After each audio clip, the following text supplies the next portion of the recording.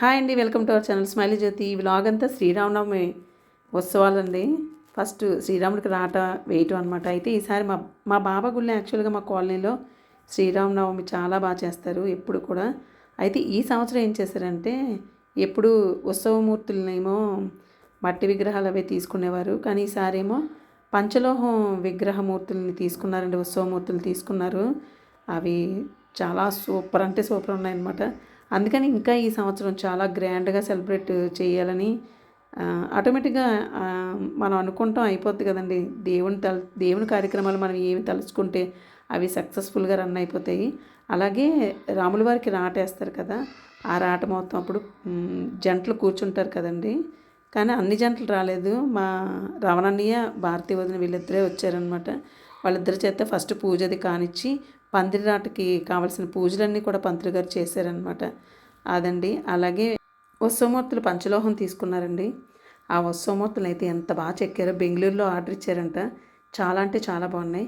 అవన్నీ నిన్న అనమాట ఆ కార్యక్రమం అయ్యిందండి. ఉత్సవమూర్తుల్ని గుడి వరకు తీసుకొచ్చిన తర్వాత ఉత్సవ విగ్రహాల చేత అన్ని పూజలంటే దానిలో వేసి పడుకోబెట్టడం అవన్నీ చేశారండి. ఆ వీడియోస్ కూడా పెడతాను మీకు చూడండి.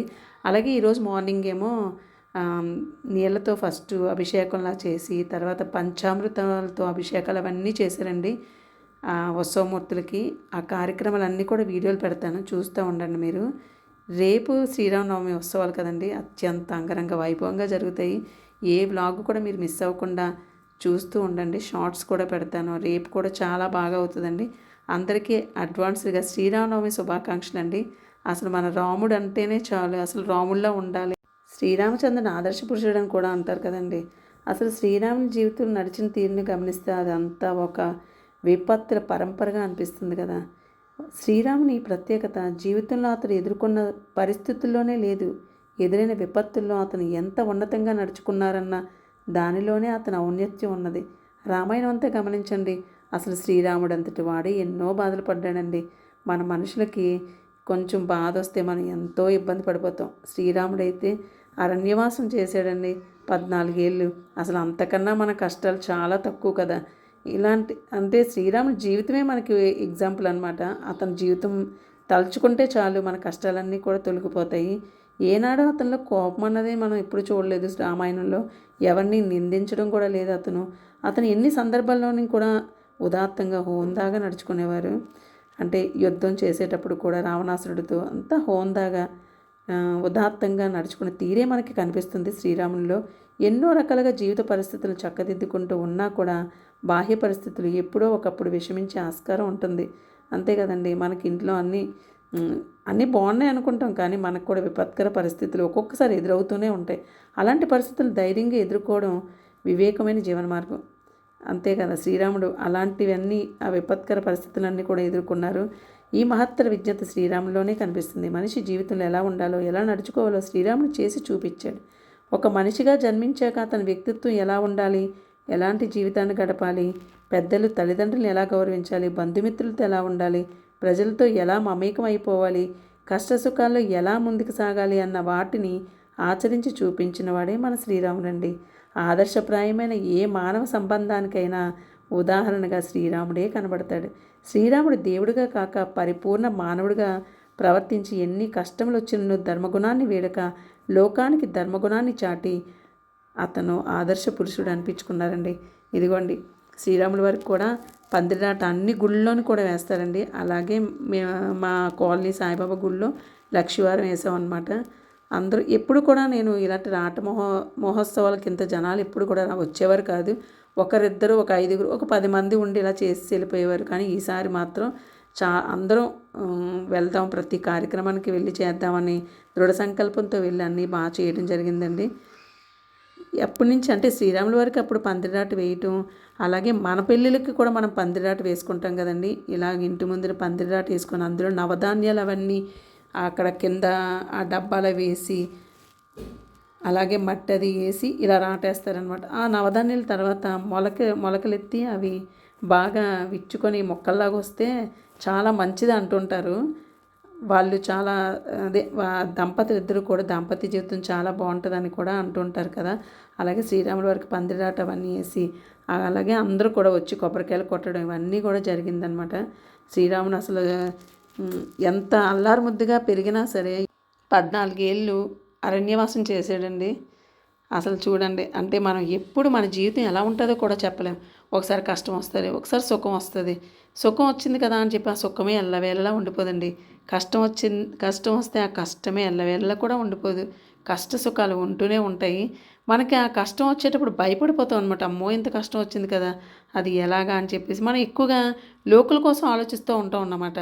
ప్రతి వ్యక్తికి కూడా లేదు ఎందుకు ఆలోచించాలో అనుకుంటాము, కానీ మన వరకు వచ్చాక వాళ్ళ కోసం ఎక్కువ ఆలోచిస్తాం. నిజంగా అసలు వాళ్ళు వచ్చి మనకి ఏం చేయరండి, మనం ఆలోచించక్కర్లేదు. మన ఇంట్లో మనం ఎలా ఉన్నామో మనం నీతిగా న్యాయంగా ఉన్నంత వరకు కూడా మనం ఎవ్వరికీ కూడా తలవంచక్కర్లేదండి. మనం నీతిగా లేకుండా అలా ఉంటేనే మనం తప్పు చేసిన ఫీలింగ్ మనకు కలుగుతుంది. మనం నీతిగా ఉన్నంత వరకు కూడా మనం మంచి మార్గంలో వెళ్ళినంత వరకు కూడా మనల్ని ఎవరు వేలెత్తి చూపినా సరే తిరిగి వాళ్ళకే ఆ వేని చూపిస్తుంది. ఏదో అంటే చాలామంది అలా ఉంటారు, కానీ శ్రీరాముడిని చూస్తే శ్రీరాముడి జీవితం చూస్తే అలాగే రామాయణం ఎవరైనా చూస్తే అందులో కొంత ఒక్క పైసా మన జీవితాన్ని మార్చుకుంటే మనం ఆ జీవితాన్ని శ్రీరాముడు మలుచుకున్న రీతిలోనే కూడా మనం కూడా మలుచుకోవచ్చండి. అంత అద్భుతమైన రామాయణ కథలో ఈ శ్రీరామనవమి అన్ని ప్రతి ఇంట్లోని ప్రతి ఊళ్ళోని ప్రతి గ్రామంలోని ప్రతి పల్లెలోని కూడా చేసుకుంటారు. అసలు రామాలయం లేని ఊరే ఉండదండి. ప్రతి ఊర్లోనూ కూడా రామాలయం కంపల్సరిగా ఉంటుంది. అసలు శ్రీరామచంద్రుని ఆ ఫోటో కూడా ఇంట్లో పెట్టుకుంటే రామలక్ష్మణులు పెట్టుకుంటే మనకి కూడా అలాంటి ధర్మబద్ధమైన జీవితం గడుపుతామని అంటుంటారు. శివ కుటుంబం కూడా ఉండాలంటుంటారు చూసారా.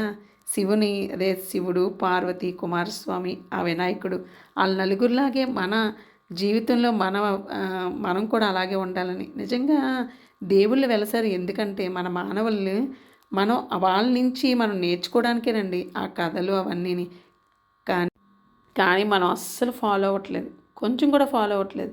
ఒక్క 5 పైసలు కనీసం మనం ఫాలో అయినా సరే మనం ధర్మబద్ధమైన జీవితం గడిపితే చాలండి. నిజంగా అసలు శ్రీరాముడు లాంటి వాడే ఎన్నో కష్టాలు పడ్డాడు, అదొక్కడు గుర్తుపెట్టుకుంటే చాలు. అలాగే మహాభారతంలో కూడా వాళ్ళు కూడా చూడండి అరణ్యవాసం చేశారు, అజ్ఞాతవాసం చేశారు, వాళ్ళు కూడా కష్టాలు పడ్డారండి. దేవుళ్ళు అందరూ శ్రీకృష్ణుడు లాంటి వాళ్ళు కూడా కష్టాలు పడితే మానవ మాత్రలు అండి మనం ఎంత చెప్పండి.